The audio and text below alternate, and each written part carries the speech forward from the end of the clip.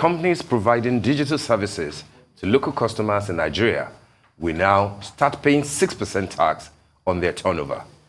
According to Nigeria's Minister of Finance, Budget and National Planning, Zainab Ahmed, the new law applies to foreign companies that provide digital services such as apps, high-frequency trading, electronic data storage, online and advertising, among others. She made the announcement during the public presentation and breakdown of the 2022 budget in Abuja, explaining that the tax collection is in line with the provision of the 2021 Finance Act, which empowered the FRS to access CIT on the turnover of foreign digital companies. The 2021 Finance Bill was signed into law by the Nigerian President on the 31st December 2021 and takes effect from 1st of January 2022. Joining us this morning is Taiwo Oyedele, who's the Fiscal Policy Partner and Africa Tax Leader at PwC. He's also the Chairman of the COVID-19 Intervention Committee for PwC West Africa. Taiwo, good morning. You're welcome to the studio. Good morning. Thank you for having me. All right, good to have you. Thank you for joining us this morning. It's a pleasure. Okay. Yes. Well, I mean, the new Financial Act, has taken effect. I understand, of course, there are about 10 different new taxes that have been introduced. I know that the NLC is fighting on the one hand, but then we are concerned here with the 6% tax on tech companies, streaming giants, etc. Is this essentially about the 5 trillion that the federal government appears to be looking for in the 2022 budget? I mean, it looks like that's where they expect the money to come from. Are we dealing with revenue generation here, or how progressive is this tax that has been introduced? Yeah, thank you. I'll say it's a combination of issues. So you're right, the budget deficit is significant, actually more than 5 trillion. You see, even from the National Development Plan, 2021 to 2025, there's a plan to borrow about 12 trillion over 2022 and 2023. So it's not surprising that government is trying to look for ways of raising revenue. And of course, the finance minister will remind us every time that Nigeria has a revenue problem, not a debt problem.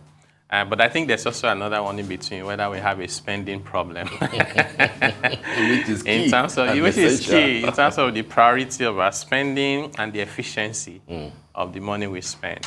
But to your question, so the changes in the Finance Act are quite many, actually. So 12 different laws were amended. I'm not sure the number of new taxes are up to 10. What I did was just to summarize the most important 10 issues so that everybody can have an idea of what the law is talking about. Now, to your point around the digital tax, I'll try and address that, as well as the one that is now attracting the attention of Labour. Now, I have to say that it is not a new tax, the digital tax. Actually, in 2019, government introduced what they call significant economic presence. So that rule is a rule that says, if you are doing business with Nigerian customers, you don't have to be physically here. We know that the days of physical trade are long gone, right? You can be somewhere in Asia and be doing business in Africa without even an international passport to visit, right? So that provision says, if you cross a certain threshold, and that threshold is quite small, about 25 million naira equivalent in terms of your sales, then you have a significant economic presence. And that means, you have to then pay tax on your income in Nigeria, like any Nigerian company would do if they were here physically. But then that led to a lot of complications. Number one is, how do you even enforce this tax on a foreign company that is not within your jurisdiction? Yeah. So that's number one. If you get so what they did was to try and get them to agree voluntarily. Okay. And I think they've succeeded in getting a few of them to say, yes, we're going to do it because we'd like to comply with laws. Like Twitter, Uncle? Yeah. Twitter, I think theirs was even bigger than that because they just wanted to come back. Then the second issue was, how do you determine the profits of a company that is operating in, say, 120 countries around the world, and Nigeria is just a tiny fraction of the operation? So how do you begin to allocate their head office charges, general expenses, research? So it became complicated. I'm not sure that government collected any taxes in the past 2 years. So they then said, okay, you know what? Let's find a simpler way. It won't be perfect. So this Finance Act now empowers the Federal Inland Revenue Service to say, just tell me your turnover from Nigeria. That's not too difficult to determine. Whatever that amount based is. on what you declare. Yes, based on what you declare. We can find a way to audit it because the people paying you are also in Nigeria. Then we take 6% of that and it will be your income tax. So that's the point around the digital services tax that we're talking about. But most companies are arguing that if you're going to do the turnover, it's unfair because the tax should be based on profit as opposed to turnover. What do you say to that?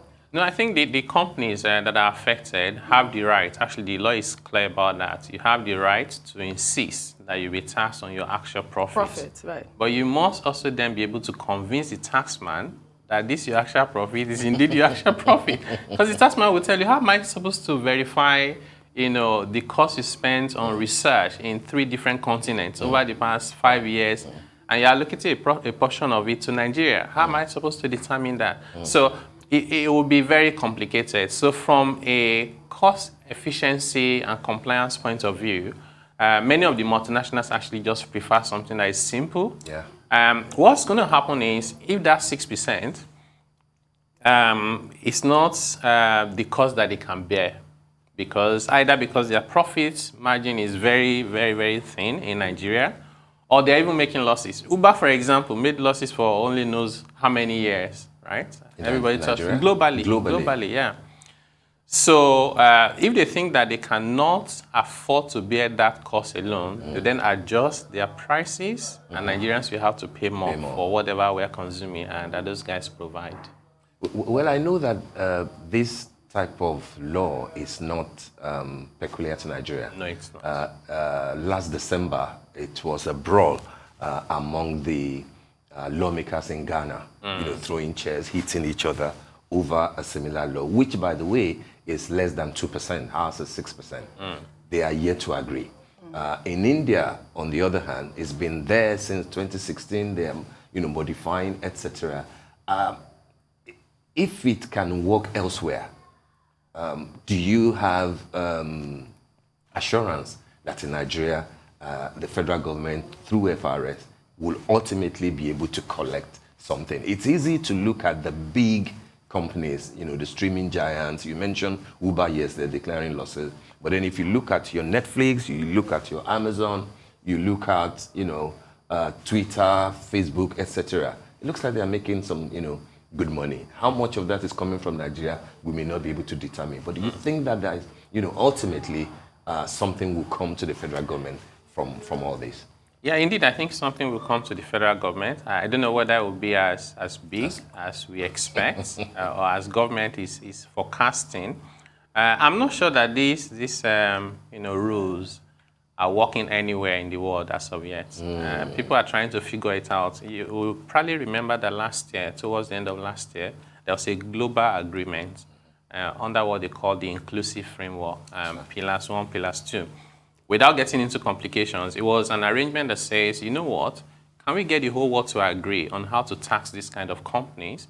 Because if everybody keeps making their own rules, you get to a point where the business will no longer be viable. That's correct, yeah. And they will stop. If innovation stops in the world, all of us will suffer. We can't afford to get to that point. So about 140 countries came together. Nigeria is one of them, but Nigeria refused to sign. So Nigeria is one of the 4 countries that haven't signed.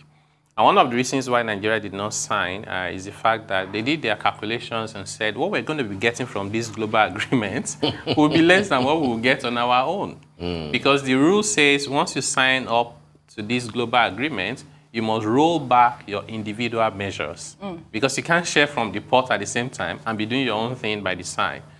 So it's the reason why Nigeria is now trying to consolidate the rules that we have already, since we haven't signed up to this global one. The other aspect to it, which people have been talking about, is the VAT. So these companies, again, because they are not fiscally here in Nigeria, you can't force them to comply with Nigerian laws. So the law in Nigeria says, no, even if you are not here, just charge Nigerian VAT, and then allow the Nigerian customer to go and self-remit it. So all they needed to do before was charge Nigerian VAT. Many of them were not charging it. And it turns out that for the digital companies, they deal with a lot of individuals. You know, if you are just dealing with companies, FRS can go to companies and get them to do the right thing, right? Because you can harass them, you can audit. But imagine that, you know, you go to your Instagram page now and you do a promo of something. You know, you're an individual. So at the end of the day, the tax authority cannot be chasing individuals. How many can they track? Exactly. And by law, many of them are not even supposed to comply with VAT. So what they have now done in this Finance Act 2021 is to say those digital companies are to charge the VAT, they are to collect it, and to remit to the FRS. That is why many of us, I got a mail from LinkedIn, because I have a premium subscription. And he said to me, next time we are billing you, we shall be adding 7.5%. Yes, VAT. Wow. So they sent those messages to their Nigerian customers. So that's not a new tax. It's just the implementation of an existing, of an existing tax. So, but unfortunately, at the end of the day, the consumers will be the ones to bear the brunt. Right. There are more controversial topics I'd love to discuss with this new Finance Act, but we'll have to take a short break. We'll have to take a quick commercial break right now, and when we come back, we'll continue on the conversation. Stay with us.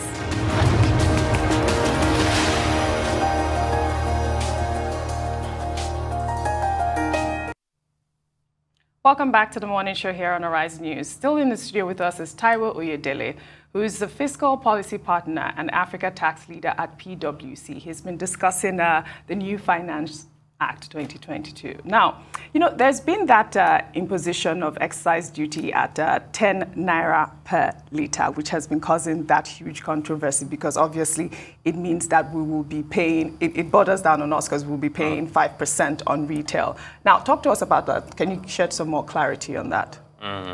Yeah, it can maybe back to Steve's point. Government needs money. Yeah, I don't think we need to debate that. Even when some of us disagree, it's not about the objective of raising revenue, it's about how. Sometimes it's about the timing. So on this one, so there are a number of issues. First, the likes of the World Bank were advocating aggressively, saying Nigeria can make a lot of money from all these kind of taxes. And government says they are introducing it for two reasons. One is sin tax. They consider it as one of those taxes that qualify as sin tax. Sin tax because it's about, they consider it to be your habit, your attitude, your behavior, and it might have health implications like diabetes. And so in some countries, government will introduce a tax to reduce, so that people can reduce the consumption of those products. The problem is that that is not applicable to Nigeria for two reasons. Number one, the World Health Organization has a prescription, you know, because it's not like sugar is bad completely. In fact, if you don't take sugar at all, that in itself is a problem. Right. That's right. Yeah. So the World Health Organization says you should take about 9.1 kilogram per annum sugar consumption. Nigeria is at 8 kilogram. Really? Yeah, so for the World Bank, the threshold is don't exceed 9.1. We're at 8. The Americans are somewhere around 67 kilogram. Right? All those big burgers. Yes. Large. So, exactly. So Nigeria does not have a sugar problem. Yeah, maybe Nigeria has a carbohydrate problem. We can find data to analyze that. So that's number one. Number two issue, in those countries where they're introducing taxes to discourage the consumption, here is the reason behind it. When you have health problem, it's on the states because healthcare is free, which means it's funded by everybody. So we're going to say to you, since your habit is putting too much pressure on these our joint resources, please contribute more. Then we impose tax on you, and it makes a lot of sense to me. But in Nigeria, if I consume a lot of sugar and I have diabetes, you know that it's on me and my family and my friends, right? Government does nothing for me. On one hand, they've collected tax from me, right? When I have a medical issue, I take care of it myself. That's double taxation. So in the context of Nigeria, I do not think that those arguments hold water. maybe we should just narrow it down to government wants to generate revenue. Right. Right? Which is the argument by NLC, saying that you are not even taxing sugar to start with. You're taxing products sugar. Yes, it's just an input sugar. into. Yes, exactly. Yes. And it looks like, Trust Labour and TUC, it looks like they will fight this till the end. Who will fight, if there's any fight to be done at all? Who will fight for the digital and the tech companies, for example? Why I'm asking this is because there seems to be the assumption that we're a huge user of social media. But from all available data, from reputable companies from Germany, from South Africa, even from Nigeria, take Twitter, for example. People think that we're up to 40 million Nigerians using Twitter. But what it shows is that those who actually use Twitter in Nigeria and consume adverts that Twitter posts are not very many. we're just about 3.06%. As a matter of fact, we are third behind South Africa and Kenya. Can you imagine? And therefore, the mere fact that even for almost a year now, Twitter has been banned, the expected revenue goes down tremendously. So if people are thinking, oh, there is so much noise on Twitter, how many people are tweeting? Right. South Africans are tweeting more than us. Kenyans are tweeting more than us. And therefore, the revenue that federal government seems to be thinking about might not be there. So who would therefore, like NLC and TUC, who will fight for the tech companies? Do you think? Interesting, because I was actually discussing with one of these global tech giants, and we're trying to encourage them to say there's this new law, you need to comply. And I say, you know what, if the headache is too much, we just shut down our operations and we don't do anything with Nigeria, because as far as we're concerned, the numbers are small. That's the way they put it, the numbers are small. Plenty of people online, but not many of them are spending money. Anyway, I don't know if there's anybody who will fight for them. There's always this, narrative about what is politically acceptable. That's right. And then whether in the court of the public opinion, whether you have support. Unfortunately, there's no, because you don't remember what Donald Trump did. He imposed import duties on products from China and said to the Americans, China needs to pay tax. Majority of Americans didn't realize it's them to pay it. China won't pay your import duties. It's you that will pay it. Because you're the one using them. TikTok, all exactly. Government is saying digital companies need to pay tax. Yeah. Nigerians are not getting it, right? They don't know it is them to pay it. So that's why I don't think anybody will from fight. the usage. Right. Nobody will fight. I don't think anybody will fight. I think the other issue around this, excise duty on carbonated drink and all of that, it's also the fact that in terms of the timing, the food and beverage subsector is the biggest out of manufacturing. I think about 38%. Yeah. And that sector is struggling. It's a sector we are planning to increase from now under 10% of GDP to somewhere around 13-15%. So this doesn't look like the right policy to me, because you need to stimulate, not impose taxes.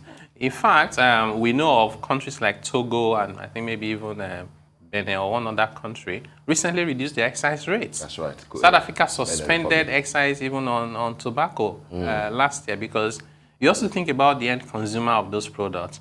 So if you think about the value chain, there are farmers involved in this business we are talking about. There's the entertainment sector at the end of it, for example, that are still struggling. So you should stimulate and not impose taxes. I think the timing is wrong.